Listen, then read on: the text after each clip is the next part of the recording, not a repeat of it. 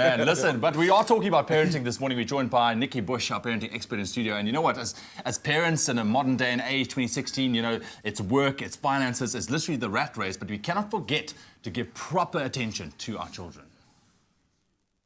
When children feel their parents are not paying attention to them, it can lead to a cycle of negative attention-seeking behavior and discipline issues.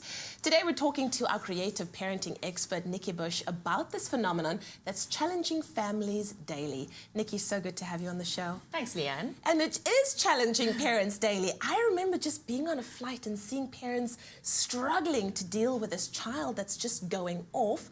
Why do children have these negative attention-seeking behaviors, and what can a parent do to address the situation? So, Leanne, I think that all children are born AASD, automatic attention-seeking devices.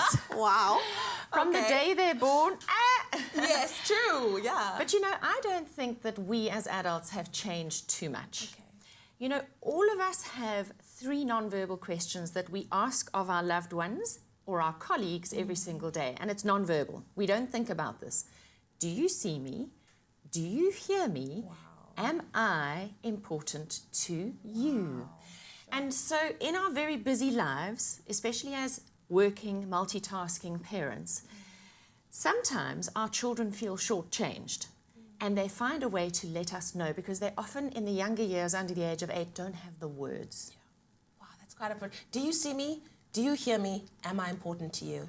That is quite important. Now, what does negative attention-seeking look like in a child?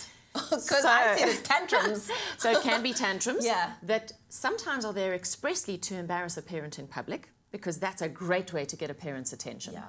It might be eating issues. It might be that they, so for example, I asked a 10-year-old little girl, what do you do when you feel invisible to your parents? I didn't even have to explain what invisible meant. Wow. Okay. She said, I cry. By choice, I cry, then I get my parents' attention. A 13-year-old boy said to me, I get cheeky and then I get into trouble. Oh, wow. So when we say negative attention-seeking behavior, children actually don't mind how the parent reacts as long as they react. Yeah, yeah. And if you think about child abuse, what is that actually? It's continual negative feedback, because I'm never going to give you positive, so negative is better than nothing.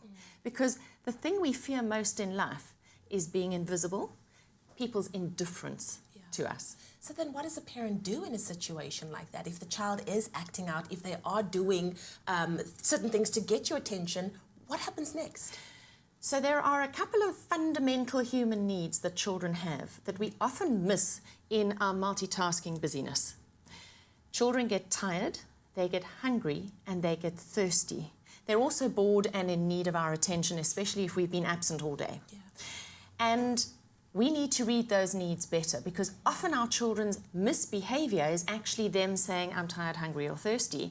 Meanwhile, we discipline them for being bad and punish them for bad behavior, when actually maybe a bit of water, some food, and a 5-minute or 10-minute game or rolling on the floor together will help us reconnect, fill the emotional cup, and then we don't have to misbehave. Wow. I'm not even a parent, but like you said, you don't have to be. This is a fundamental human need that we all want. Do you hear me? Do you see me? Am I important to you? Nikki Bush is not going anywhere. We are talking about negative attention-seeking behavior in our children. And if it's something that you're experiencing at home, then you definitely want to stay tuned for part 2.